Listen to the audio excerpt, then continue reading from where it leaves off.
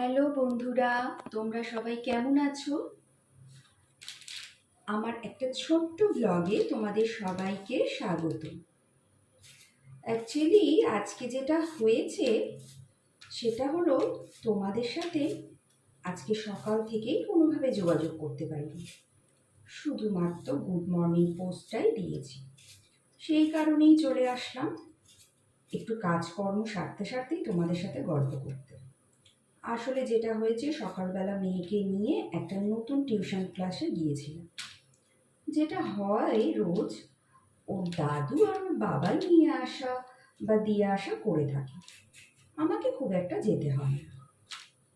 কিন্তু যেহেতু নতুন আর আমি এটা ঠিক করেছি, তো সে কারণে আমি আর কি গেলাম, একটু গিয়ে কথা বলারও ছিল প্রথম দিন। যেটা হয় না মায়েদের একটা মনে